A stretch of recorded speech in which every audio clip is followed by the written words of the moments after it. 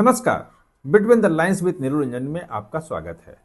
आज हम बात करेंगे जो ईडी की रेड थी कलकत्ता में आईपैक पे, उसको लेकर नए खुलासे हुए हैं। ईडी ने नया दावा किया है। ईडी का कहना है कि जिस आईपैक ने ईडी के खिलाफ स्टेटमेंट जारी किया, उस आईपैक पे तो हमने रेड मारी ही नहीं, वो तो कोई और आईपैक है। हमारे पास जो आईपैक जिस पे हम रेड मार रहे थे, जो हमारे जांच में है, वो अलग है। इसी बीच में ईडी अब सुप्रीम कोर्ट ही पहुंच गया है।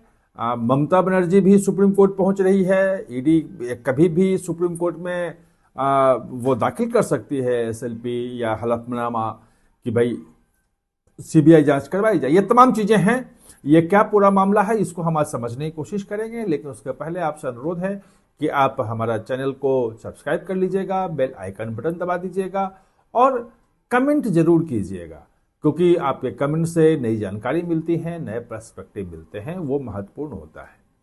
तो सबसे पहले हम बात करेंगे आईपैक की कि कल आपने देखा, चैनलों पे भी चला होगा, बाकी जगह भी आया होगा कि इंडियन पॉलिटिकल एक्शन कमेटी इसने एक स्टेटमेंट जारी किया और हर जगह हुआ कि भाई हम एक कंसल्टेंसी फर्म है जो पॉलिटिकल कंसल्टेंसी देते हैं चुनाव के दौरान में, और हमने बहुत लोगों को दिया है। कांग्रेस को भी दिया है, आम आदमी पार्टी को भी दिया है, तृणमूल कांग्रेस को भी दिया है। उसने कहा कि नीतीश कुमार की जो पार्टी है जेडीयू, उसको भी दिया था और दिया था 2015 में। ऐसे ही डीएमके को भी दिया है। कई पॉलिटिकल पार्टी को उसने बहुत सारे नाम लिखाए कि हम देते रहे हैं और हमारा सिर्फ कंसल्टेंसी देने का मामला है, और हमारे ऊपर ईडी ने इस ढंग से वो छापा मारा था क्योंकि हम वहां दे रहे हैं। अब एक बात यह आई कि ईडी का कहना है कि ये तो आईपैक है ही नहीं, ये जो इंडियन पॉलिटिकल एक्शन कमेटी है, इस पे हमने रेड मारी ही नहीं। तो किस कंपनी पे मारी? ईडी ने दिया है डिटेल कि हमने Indian pack consulting private limited, Indian pack consulting private limited नाम की एक कंपनी है, 2015 में स्थापित हुई थी, और इसी कंपनी पे हमने रेड मारी है।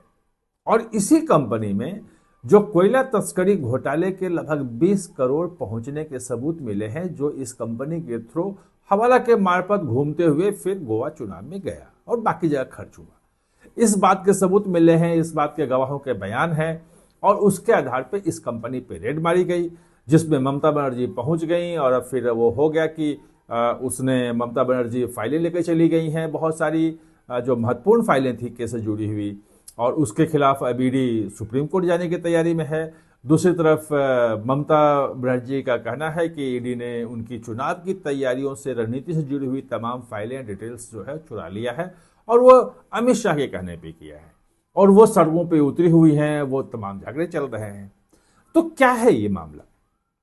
जो इंडियन पॉलिटिकल एक्शन कमेटी जिसने कल स्टेटमेंट जारी किया, वो अलग कंपनी है या Indian pack consulting private limited की ही कंपनी है? और प्रशांत किशोर का क्या संबंध था, यह भी महत्वपूर्ण है, क्योंकि यह भी बात उठी कि अगर आप यहां छापा मार रहे हो और 2020-2021 में अगर वो घोटाला हुआ था, तो उस वक्त तो प्रशांत किशोर कंसल्टेंसी दे रहे थे, तो उस वक्त उनके ऊपर मारना चाहिए।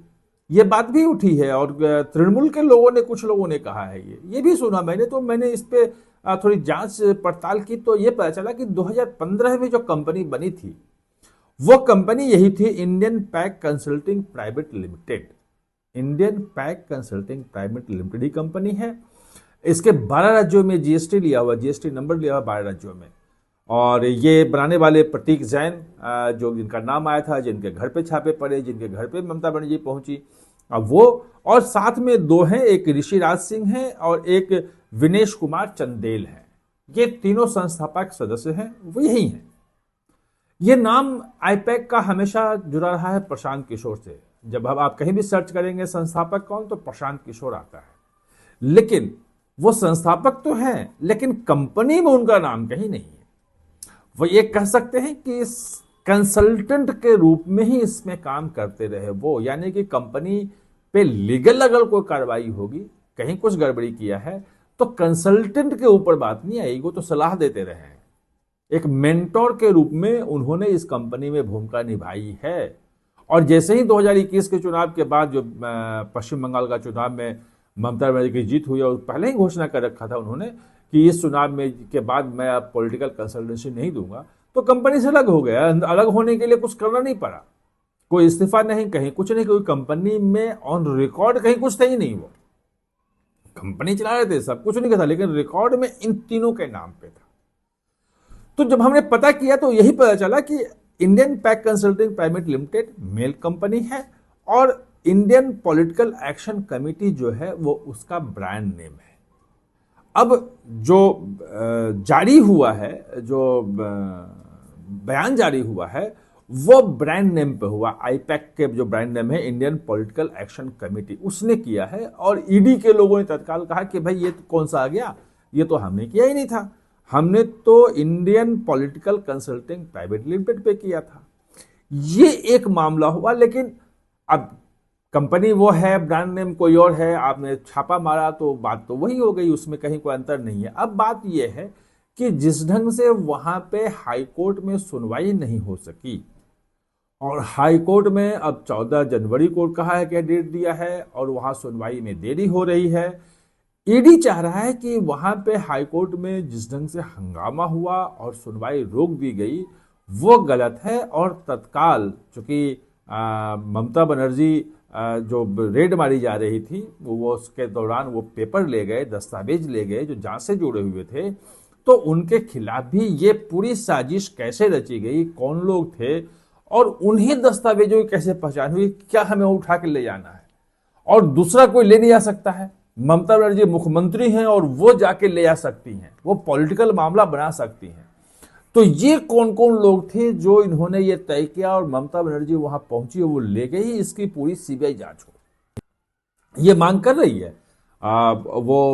अभी ईडी ने वहां पे हाई कोर्ट में भी कह रही है, और अब सुप्रीम कोर्ट में भी उसने मन बनाया है कि सीधे सुप्रीम कोर्ट में आएंगे, क्योंकि हाई कोर्ट में मामला लटक गया है, वो ज्यादा समय लगेगा। तो हो सकता है कि सोमवार को ये लिस्ट में आ जाए। आज शाम तक ही इसको फाइल किए जाने की संभावना है कि अब ईडी उनके वकील सारे पिटीशन तैयार कर रहे हैं और वहां पहुंच जाएंगे। लेकिन उसके पहले ही तृणमूल कांग्रेस जो है वो सुप्रीम कोर्ट पहुंच चुकी है और उसने कैविएट लगा दिया है। कैविएट का मतलब यह होता है कि कोर्ट में अगर इस मुद्दे को लेके कोई केस आता है, कोई पार्टी पहुंचती है, तो तत्काल सुप्रीम कोर्ट कोई फैसला ना सुनाए जब तक उसे ना सुन ले जिसने कैविएट लगाई है। कोई भी फैसला देने के पहले जिस पार्टी ने कैविएट लगाई है उसकी बात जरूर सुनी जाए। अगर ये बात होती है तो फिर डेट लगेगा। अब 12 को तो खुलना ही है, 12 के बाद अगर कोई डेट लगती है तो फिर वो 13-14 बजे, यानी कि साफ, जो पहले भी मैंने आपको बताया था कि ममता बनर्जी और तृणमूल कांग्रेस की पूरी कोशिश ये है कि लड़ाई अब सड़कों पे हो, स्ट्रीट फाइट हो, सड़कों पे शक्ति प्रदर्शन हो। और आज एक तृणमूल कांग्रेस के नेता ने कह दिया है, वैसे छोटे नेता हैं लेकिन एमएलए के मौजूदगी में कहा है कि भाई बीजेपी वालों को मारो, सड़क पे नहीं दिखना चाहिए, बीजेपी का झंडा नहीं दिखना चाहिए, पूरे बंगाल से बाहर करो। यानी कि स्ट्रीट फाइट करके इलेक्शन जीतना और मतलब सड़कों पे शक्ति प्रदर्शन करना करके, और बीजेपी के लिए जो स्पेस है प्रचार का, घूमने फिरने, लोगों के कंसल्ट करने का, जनसंपर्क करने का, उससे किसी तरह से कर्टेल कर दो, ये पूरी रणनीति है। और अगर सुप्रीम कोर्ट में सुनवाई तत्काल हो गई, कोई फैसला आ गया, सीबीआई जांच हुई, तो फिर वो चीजें रुक जाएंगी। ईडी चाह रही है कि ये पॉलिटिकल लड़ाई ना हो इस मामले में, सड़क पे जो लड़ना है भाजपा और तृणमूल जो करना है वो करे। लीगली उसका राइट है कि वो अगर किसी का नाम आया है घोटाले में, वहां से पैसे डिराइव हुए हैं, तो उसको जांच करना है, वहां छापा मारना है। और उसके इस अधिकार को मुख्यमंत्री रहते हुए ममता बनर्जी ने रोका है, और उसके खिलाफ कार्रवाई हो और सीबीआई जांच का आदेश दे। देखना है क्या होता है सोमवार को। जो कुछ भी होगा हम आपके पास फिर आएंगे। आप हमारे साथ जुड़े इसके लिए बहुत बहुत धन्यवाद। और हाँ, चैनल को सब्सक्राइब करना ना भूलें, इसका बेल आइकन दबाएं ताकि नया वीडियो कोई भी आए तो उसका नोटिफिकेशन समय पे आपको मिल जाए।